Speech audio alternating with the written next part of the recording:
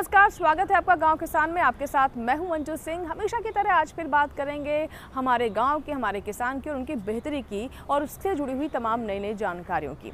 हमेशा की तरह सबसे पहले बात होगी खेती किसानी की और उसमें हम आपको बताएंगे कि कैसे आप धान की सीधी बिजाई कर सकते हैं, इसका तरीका क्या है, कौन कौन सी महत्वपूर्ण बातें हैं, विशेषज्ञ से जानेंगे सभी बातें विस्तार से। आगे हमारा पशुधन में बात करेंगे देसी गौ पालन की और उनके नस्ल सुधार के बारे में। अंत में कामयाब किसान की दास्तान। शुरुआत करते हैं आज के गाँव किसान। खेती किसानी में आज हम बात करेंगे धान की फसल के बारे में। जी हाँ, मानसून के दस्तक देते ही हमारे किसान धान की फसल की तैयारी में लग जाते हैं। वो किसान जो कि धान की सीधी बिजाई करना चाहते हैं और इससे जुड़ी हुई महत्वपूर्ण जानकारियां जानना चाहते हैं, आज खेती किसानी में हम इसी के बारे में बात करेंगे। वो भी विशेषज्ञ के माध्यम से आपको बताएंगे कि कैसे आप सीधी बिजाई करें धान की और साथ ही साथ कैसे इसकी देखरेख करें। तो आइए देखते हैं खेती किसानी में धान की सीधी बिजाई के बारे में। दो तरीके से हम सीधी बिजाई कर सकते हैं। एक तो जो फसल अवशेष हमारे खेत में बचे रह गए हैं उसमें हम सीधे बिजाई कर सकते हैं, और इसके लिए किसान भाइयों से अनुरोध है कि फसल अवशेषों को ना जलाएं, हटाकर उनको खेत से साफ करके आप उसमें धान की सीधी बिजाई कर सकते हैं, या इन अवशेषों को आप मिट्टी में मिलाने के बाद आप धान की सीधी बिजाई कर सकते हैं। इससे एक तो आपके मिट्टी की उर्वरता बढ़ेगी और दूसरे पर्यावरण प्रदूषण से बचाव होगा। और जो मुख्य तौर पे धान की सीधी बिजाई है वो आप जुताई करके, जैसे आप मक्का या गेहूं लगाते हैं उसी तरह से बिना गारा बनाए खेत में 2-3 बार इसमें जुताई करके आप धान की सीधी बिजाई कर सकते हैं। इसके लिए सबसे महत्वपूर्ण है सही समय पर बिजाई। समय इसका वही होता है जो नर्सरी में बुआई का होता है किसान भाइयों। तो मोटे तौर पे ये समझ लें आप कि 25 मई से लेकर 20 जून के बीच में आप धान की सीधी बिजाई कर सकते हैं। इसके लिए आप खेत की अच्छी प्रकार से तैयारी करें, किस्मों का चुनाव करें, सही दूरी पर बुआई करें, तो आप धान की अच्छी पैदावार ले सकते हैं। बुआई के लिए आप सबसे पहले गहरी जुताई करें, इसके बाद 2-3 जुताई आप कल्टीवेटर या हैरो से कर लें और फिर पाटा लगाकर खेत को समतल कर लें। जिन किसान भाइयों ने लेज़र लेवलर से जो खेत है हमारा लेवल नहीं कराया है, इकसार नहीं कराया है, वो इसको करा सकते हैं। जहाँ तक उर्वरकों की बात है, उर्वरकों का प्रयोग आप मिट्टी की जांच के आधार पर करें। अगर इस तरह की जांच आप नहीं करा पाए हैं तो आप उर्वरकों का प्रयोग करें। इसमें आप 150 से 160 किलोग्राम नाइट्रोजन, 60 से 80 किलोग्राम फास्फोरस, 50 से 60 किलोग्राम पोटाश और 25 किलोग्राम जिंक सल्फेट हेप्टाहाइड्रेट प्रति हेक्टर के हिसाब से प्रयोग करें। और ऐसी किस्मों के लिए है ये संस्तुति जो अधिक पैदावार देती हैं या संकर किस्में हैं। इसी प्रकार बासमती किस्मों के लिए उर्वरकों की कम मात्रा की आवश्यकता होती है। इसमें आप 100 से 110 किलोग्राम नाइट्रोजन, 40 से 50 किलोग्राम फास्फोरस, 30 से 40 किलोग्राम पोटाश और 20 से 25 किलोग्राम जिंक सल्फेट हेप्टाहाइड्रेट प्रति हेक्टर के हिसाब से आप प्रयोग करें। नाइट्रोजन की आधी मात्रा, फास्फोरस, पोटाश और जिंक की संपूर्ण मात्रा आप बुआई के समय खेत में बखेर दें और इसके बाद हल चलाकर या हैरो से उसको मिट्टी में अच्छी प्रकार मिला दें और पाटा लगाकर बुआई करें। इसमें खास ध्यान किसान भाइयों ये रखना है आपको कि जो पलेवा है वो बहुत ज़रूरी होता है। शुरू में आपको पलेवा करना पड़ेगा, तभी आपके धान का अंकुरण अच्छा होगा। जहाँ तक बुआई करनी है वो आप देसी हल से कर सकते हैं या सीड ड्रिल से कर सकते हैं। बुआई की जो दूरी है पंक्ति से पंक्ति की वो आप 20 से 25 सेंटीमीटर रखें और गहराई जो है 2 से 3 सेंटीमीटर आपको इसमें रखनी है। किसान भाइयों, सीधी बिजाई से जो धान हम लगाते हैं उसमें मुख्य तौर पर 3 समस्याएं आती हैं। पहली समस्या है खरपतवारों की, दूसरी समस्या है निमेटोड या सूत्रकृमि की, और तीसरी समस्या है लोहे की कमी। जहाँ तक खरपतवारों की बात है, जैसा कि किसान भाई जानते हैं कि रोपाई विधि से जो आपने धान लगाया है उसमें खरपतवार कम आते हैं क्योंकि उसमें लगातार पानी खड़ा रहता है।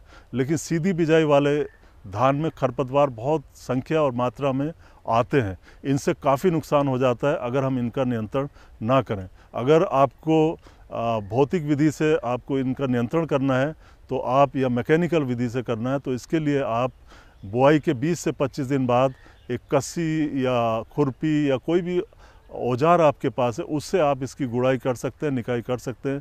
दूसरी निकाई गुड़ाई आप बुआई के 40 से 45 दिन बाद करें। लेकिन चूंकि श्रमिकों की संख्या कम उपलब्ध है आजकल, काफ़ी महंगी हो गई है मजदूरी, तो उस लिहाज से आप रसायनों का भी प्रयोग कर सकते हैं। इसके लिए आप पेंडिमिथालिन नाम का रसायन लें, जिसका 1 किलोग्राम सक्रिय तत्व प्रति हेक्टेयर के हिसाब से आप प्रयोग करें और इसको आप 600 से 800 लीटर पानी में मिला लें और मिलाने के 2 से 3 दिन के अंदर अंदर आपको इसका छिड़काव करना है। ध्यान ये रखना है कि इसमें आपको खेत में मिट्टी में आपकी पर्याप्त नमी होनी चाहिए। दूसरी समस्या निमेटोड या सूत्रकृमि की है। ये सूत्रकृमि धान की जड़ों में गांठें बना लेते हैं, सफ़ेद रंग की छोटी छोटी गांठें बन जाती हैं और पौधा जो है पीला हो जाता है, कमज़ोर हो जाता है, उसमें कल्ले नहीं बनते। निमेटोड की रोकथाम के लिए आप अपने पौधों को उखाड़ें और देखें उसमें जड़ों में कहीं छोटी छोटी गांठें तो नहीं है सफ़ेद।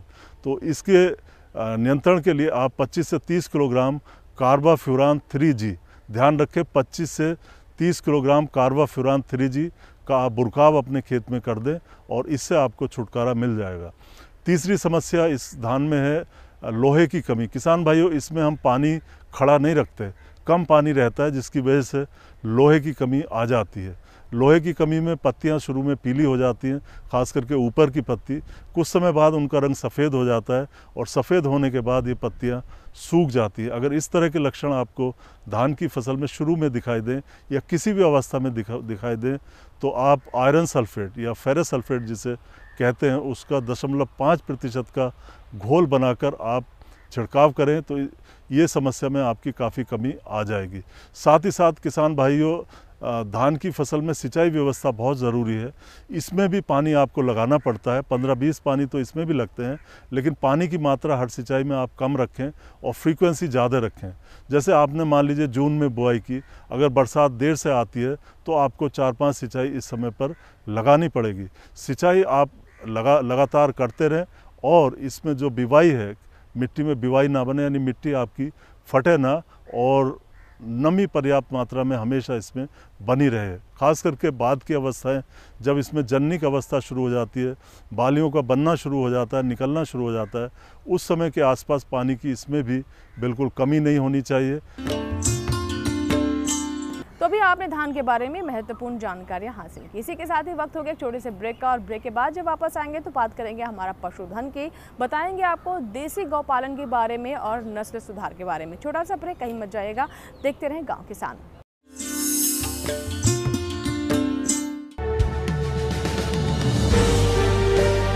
50 साल से लगातार कृषि दर्शन है आपके साथ। खेती की नई तकनीकों से लेकर किसानों की हर समस्या का हल, जारी है कृषि दर्शन का ये सफर। किसान चैनल के साथ सोमवार से शुक्रवार शाम 5:30 पर। ब्रेक के बाद गांव किसान में एक बार फिर आपका स्वागत है। अब समय हुआ है हमारा पशुधन का। हमारा पशुधन में आज हम बताएंगे आपको देसी गौपालन और साथ ही साथ इनके नस्ल सुधार के बारे में। जी हाँ, जिस तरीके से देसी गौपालन का चलन फिर से बढ़ चला है, नस्ल सुधार की ज़रूरत को भी महसूस किया जा रहा है। उपभोक्ता भी अपने स्वास्थ्य को लेकर काफ़ी सजग है और ख़ास तौर पर देसी गाय के दूध की मांग भी बाजार में बढ़ती जा रही है। ऐसे में हमारे पशुपालक भी इस ओर बड़ी संख्या में आकर्षित हो रहे हैं। ज़रूरत है सही जानकारी की, तो आइए देखते हैं हमारी ये रिपोर्ट। पहले हम एक गाय से हमने शुरुआत की थी, उसके बाद दूसरी भी हम गाय लाए। पहले हमारा उद्देश्य केवल दूध था कि हमें देसी गाय का दूध लेना है, लेकिन धीरे धीरे जब इस विषय की ओर हमें विस्तृत जानकारी मिली तो हमें पता लगा कि गाय की भी श्रेणी है। एक गाय है जो 8 लीटर दूध देती है, उसी नस्ल की गाय एक ऐसी भी मिलेगी जो आपको 18 लीटर दूध देती मिलेगी। तो फिर खोज हुई कि भाई वो 18 लीटर की गाय कहाँ है। जब इसके बारे में हमने थोड़ा अनुसंधान किया, रिसर्च किया समाज के अंदर, तो पता लगा कि जब से समाज में भारतवर्ष के अंदर जर्सी गाय आई है, तब से हमारी जो देसी गाय की प्रजाति है, जो अपनी 18 लीटर दूध देने वाली थी, 20 लीटर दूध देती थी, वो विलुप्त होने लग गई। जानकारी का अभाव हो रहा है, किसानों के अंदर एजुकेशन का अभाव हो रहा कि जो अच्छी प्रजाति और अच्छी नस्ल की गाय हम बना नहीं सके। उसके कुछ सिद्धांत हैं। मौलिक रूप से सिद्धांत क्या है? एक पहला ही सिद्धांत तो ये कहता है कि आप एक सांड से, नंदी जो होता है गौशाला के अंदर, जब वो अपनी ही बेटी को क्रॉस करता है, गर्भाधान उससे होता है, तो जो उससे नस्ल पैदा होती है वो खराब होती उसका दूध भी घटता चला जाएगा। और उसके जब परिणाम आएंगे तो एक परिणाम ऐसा आएगा कि जो गाय जिसका वंश चला रहा था 22 लीटर से, वो आते आते ऐसा भी हो सकता है कि वो 2 लीटर के ऊपर आके रुक जाए। तो इस विषय को ध्यान में रख के, और जब इसके ऊपर हमने सोचा कि भाई समाज के अंदर जो हमारी नस्ल ख़त्म होने का मुख्य कारण है, सबसे बड़ा ये है कि एजुकेशन की कमी। इसके ऊपर बहुत रिसर्च किया गया, बहुत अनुसंधान किया गया कि किस प्रकार से इसको बढ़ावा दिया जाए, किस प्रकार से नस्ल में सुधार किया जाए।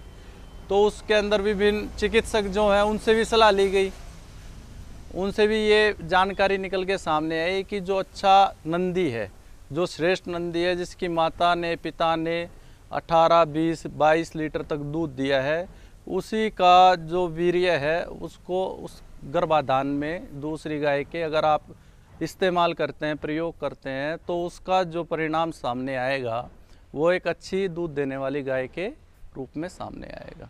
गाय की दिनचर्या जो है वो सुबह 4 बजे से शुरू हो जाती है। जैसे कि आप ये पीछे की जगह देख रहे हैं, इसके अंदर गाय खुली रहती हैं। हम मुख्य रूप से इस भाव के साथ चलते हैं कि गाय जो है एक स्वच्छंद विचरने वाला प्राणी है। अगर आप उसको बांध के रखेंगे, उसके अंदर भाव बहुत अधिक है। जिस प्रकार से मनुष्य के अंदर भाव है, इसी प्रकार से गाय के अंदर। आप उसको एक स्थान के ऊपर जब बांध के रखेंगे और वो अप्रसन्न रहेगी, तो उसका प्रभाव उसके दूध के अंदर भी परिलक्षित होगा, वो अवश्य ही दूध के अंदर भी आएगा। लेकिन एक स्थान ऐसा है जहाँ पे गाय प्रसन्न रहती है, खुश रहती है, खुली विचरती है, तो वही चीज़ उसके दूध के अंदर भी आपको देखने के लिए मिलेगी। गाय का जो भोजन का समय होता है, जो इसके चारे का समय होता है, सुबह 4 बजे से शुरू हो जाता है। जिस समय पे दूहने का, गाय का जो मुख्य दूहने का समय है सुबह के समय, वो 5 बजे से लेकर 7 बजे तक है। सूर्योदय से पूर्व ही अगर गाय को दूह लिया जाए तो सबसे अच्छा रहता है। तो उसी समय पे जब दूहने का समय होता है तो गाय को वहाँ पे ले जाके रखा जाता है। वही उसके बंधने का समय होता है, जो अंदर चारा खाने का समय, उस समय उसको बांधा जाता है और दूध दुहा जाता है। उसके पश्चात गाय को पुनः दोबारा से ये खुली हुई जगह में लाके छोड़ दिया जाता है, और जो स्थान है उसके बंधने का, उस जगह की साफ सफाई पानी के द्वारा उसको कीटाणु मुक्त करने का प्रयास किया जाता है। आज ये समय में आप देखेंगे कि हर जगह पे पक्का कंक्रीट की जगह आपको देखने को मिलेगी, कच्चा स्थान बहुत कम होता है। तो उस चीज़ का भी एक छोटा सा हल निकाला गया है कि आजकल गद्दे आते हैं रबड़ के, तो उस स्थान के ऊपर पक्के फर्श के ऊपर उन गद्दों को बिछा दिया जाता है, जिससे कि उसके खुर जो हैं वो फिसले नहीं। गाय हमेशा कच्ची जगह के ऊपर रहना पसंद करती है, और रेतीली भूमि जो है उसको विशेष रूप से प्रसन्न करती है, और उसी के अंदर वो रहना पसंद करती है। इसके अंदर मैं एक विशेष रूप से एक चीज़ और आप लोगों से के सामने रखना चाहूँगा, वो ये है कि गाय के अंदर आप देखेंगे जो किसान वर्ग है वो क्या करता है, विभिन्न प्रदेशों के अंदर आप जाएंगे कि जो गाय को बांध देते हैं, गाय को बांधने के बाद उसको सुबह और शाम या ज़्यादा से ज़्यादा 3 बार उसको पानी के लिए लेके जाया जाता है, उसको पानी पिला दिया जाता है और वापस उस स्थान पे बांध दिया जाता है। लेकिन ये बहुत ही गलत परंपरा है। गाय के लिए पीने के पानी की व्यवस्था अलग से होनी चाहिए। जब भी उसका मन करे, जब भी उसका दिल करे, जब भी उसको प्यास लगे, तो पीने का पानी उसके पास उपलब्ध होना चाहिए। इसका सीधा प्रभाव उसकी दूध देने की क्षमता के ऊपर भी पड़ता है। आज के समय में जितने भी हमारे युवा मित्र हैं, सबसे ज़्यादा जो उनका आज अवसर है वो गौ सेवा के अंदर है, गौ पालन के अंदर है। और गौ पालन भी कौन सा? देसी गाय का गौ पालन।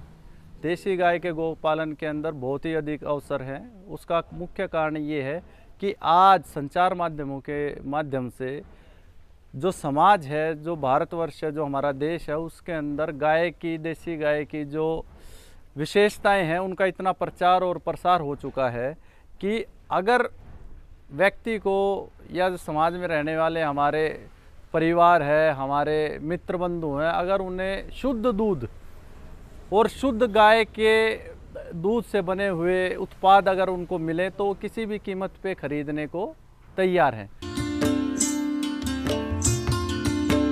तो ये रिपोर्ट देखिए आपने देसी गौ पालन से जुड़ी हुई, और इसी के साथ ही वक्त हुआ है इस माह के पशुपालक कैलेंडर का।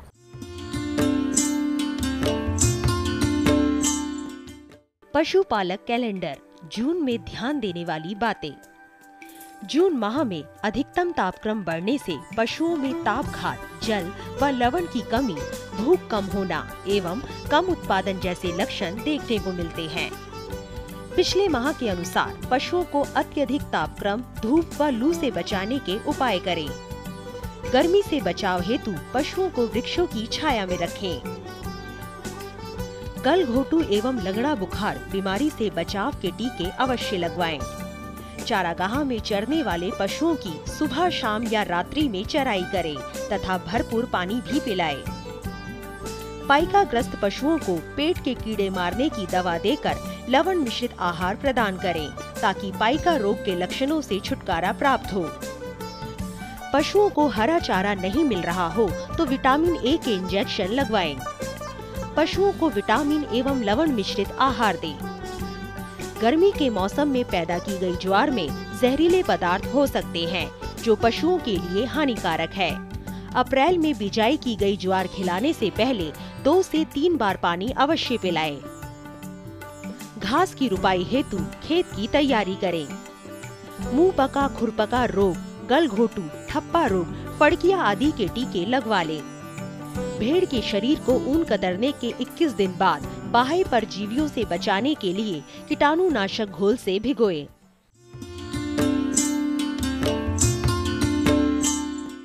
तो ये था इस माह का पशुपालक कैलेंडर। आशा करते हैं कि इस मौसम के अनुसार कैसे आपको अपने पशुओं की देखरेख करनी है, इससे संबंधित जरूर महत्वपूर्ण जानकारियां आपने हासिल की होंगी। इसी के साथ ही वक्त है एक छोटे से ब्रेक का। ब्रेक के बाद जब वापस आएंगे तो बात करेंगे कामयाब किसान की दास्तां की।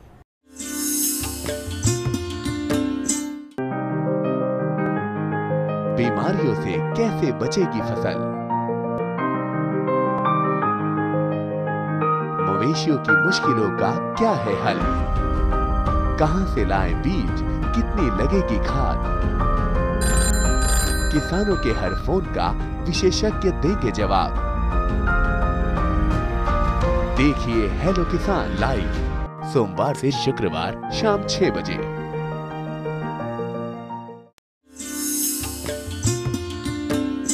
ब्रेक के बाद एक बार फिर आपका स्वागत है और समय हो गया है कामयाब किसान की दास्तां का। कामयाब किसान की दास्तां में हर बार हम आपकी मुलाकात करवाते हैं एक कामयाब किसान से जिन्होंने छोटी शुरुआत की होती है लेकिन उससे बड़ा रूप देने में कामयाब होते हैं और कुछ हटकर कुछ नया करते हैं। और आज हम ऐसे ही किसान से मुलाकात करवाएंगे जिनका नाम है नरेश डबास, और इन्होंने बहुत ही छोटे से किचन गार्डन से शुरुआत की, कैसे इसे बड़ा रूप दिया और अपनी ज़रूरतों को भी पूरा कर रहे हैं। आइए देखते हैं कामयाब किसान की दास्तां। किसान पृष्ठभूमि से हैं तो इसीलिए खेतों में काम करने का पूरा टाइम नहीं मिलता, इसलिए मैंने अपने घर के पास में ये थोड़ी सी जगह थी हमारे पास, इसका यूटिलाइज़ किया।